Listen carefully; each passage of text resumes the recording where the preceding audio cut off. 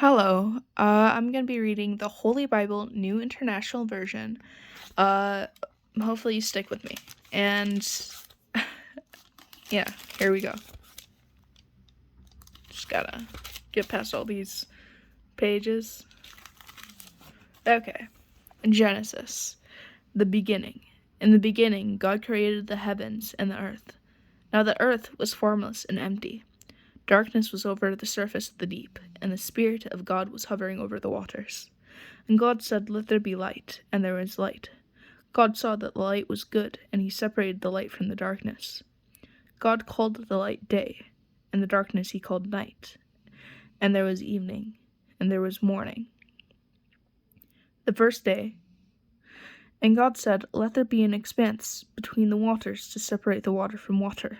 So God made the expanse and separated the water under the expanse from the water above it, and it was so good. So God called the expanse sky, and there was evening, and there was morning, the second day. And God said, "Let the water under the sky be gathered to one place, and let the dry ground appear." And it was so. God called the dry ground land, and the gathered water he called seas. And God saw that it was good. Then God said, "Let the land produce vegetation, seed-bearing plants and trees on the land that bear fruit, with seeds in it, according to their various kinds." And it was so. The land produced vegetation, plants bearing seeds according to their kinds, and trees bearing fruit with seeds according to their kinds. And God saw that this was good. It was good. And there was evening, and there was morning, and the third day. And God said, "Let there be light in the expanse of the sky to separate the day from the night, and let them serve as signs to mark the seasons and days and years. And let them be light in the expanse of the sky to give light on the earth." And it was so. God made two great lights, the greater light to govern the day, and the lesser light to govern the night. He also made the stars. God set them in the expanse of the sky to give light on the earth, to govern the day and the night, and to separate light from darkness. And God saw that it was good. And there was evening, and there was morning, the fourth day. And God said, "Let the water teem with living creatures, and let birds fly above the earth and across the expanse of the sky."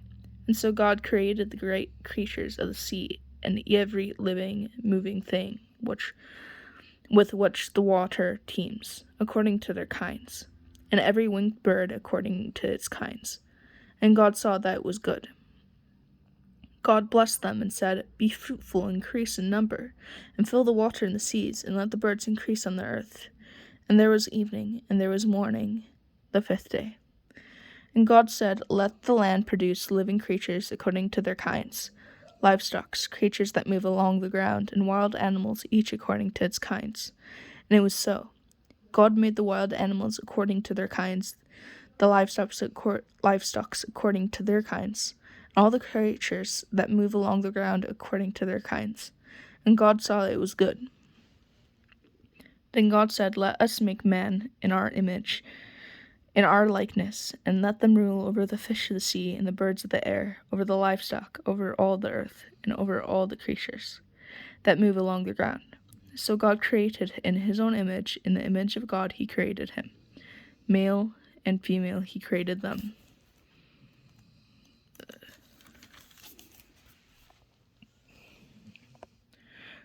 Genesis 1:28. Okay, page 2. God blessed them and said to them, "Be fruitful and increase in number, fill the earth and subdue it. Rule over the fish of the sea and the birds of the air, and over every living creature that moves on the ground." Then God said, "I give you every seed-bearing plant on the face of the whole earth, and every tree that has fruit with seed in it. They will be yours for food. And so all the beasts of the earth, and all the birds of the air, and all the creatures that move on the ground, everything that has the breath of life in it. I give every green plant for food." And it was so. God saw that all that he had made, and it was very good. And there was evening, and there was morning, the sixth day. I'm sorry if I stutter in some parts of this. I'm not that great. Hold on. Thus the heavens and earth were completed in all their vast array. By the seventh day, God had finished the work he had been doing. So on the seventh day, he rested from all the work. And God blessed the seventh day and made it holy, because on it he rested from all the work of creating that he had done. Sorry. Adam and Eve. This is the count of the heavens and the earth when they were created. When the Lord God made the earth and the heavens, and no shrub of the field that had yet appeared on the earth. No plants of the field had yet sprung up for the Lord God had not sent rain on the earth. And there was no man to work the ground, but streams came up from the earth and watered the whole surface of the ground. The Lord God formed the man from the dust of the ground and breathed into his nostrils the breath of life. And the man became a living being. Now the Lord God had planted a garden in the east in Eden, and there he put the man he had formed. And the Lord God made all kinds of trees grow out of the ground, trees that were pleasing to the eye and good for food. In the middle of the garden were the trees of life and the tree of the knowledge of good and evil. A river watering the garden flowed. The woman said to the serpent, "We may eat fruit from the trees in the garden." But God did say, "You must not eat fruit from the tree that is in the middle of the garden, and you must not touch it, or you will die." "You will not surely die," the serpent said to the woman, "for God knows when you eat of it, your eyes will be opened, and you will be like God, knowing good and evil." When the woman saw that the fruit of the tree was good for food, and pleasing to the eye, and also desirable for gaining wisdom, she took some and ate it. She also gave some to her husband, who was with her, and he ate it. Then the eyes of both of them were opened, and they realized they were naked.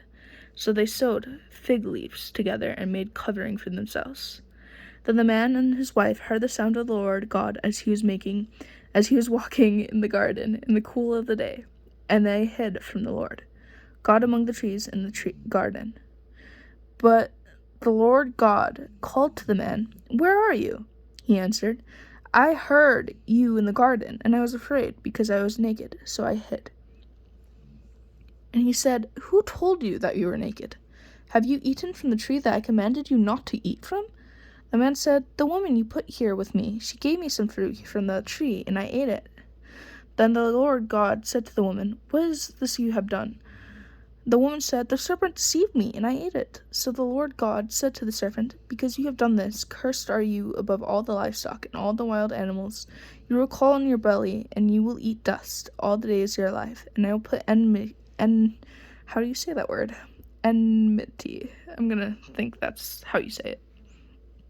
Between you and the woman, and between your offspring and hers. He'll crush your head, and you will strike his heel." To the woman he said, "I will greatly increase your pain in childbearing." Yikes. "With pain you will give birth to children, and your desire will be for your husband, and he will rule over you." To Adam he said, "Because you listened to your wife and ate from the tree about which I commanded you must not eat of it." Sorry. "Cursed is the ground because of you. Though painful toil you will eat of it all the day of your life. It will produce thorns and thistles for you, and you will eat the plants of the field. By the sweat of your brow you will eat your food until you return to the ground, since from it you were taken. For dust you are, and to dust you will return." Adam named his wife Eve, and because she was to become the mother of all the living, the Lord God made the garments of skin for Adam. Because she would become the mother of all living. Sorry, I'm skipping things, man.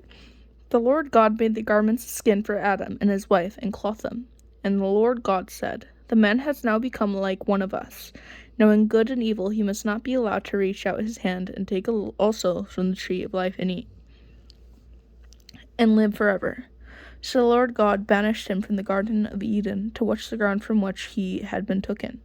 After he drove the man out, he placed on the east side of the Garden of Eden cherubim, a flaming sword flashing back and forth to guard the way to the tree of life. Okay, I think we're going to stop here, but I hope you liked how much knowledgeable things you can read from the Bible so far. Thank you.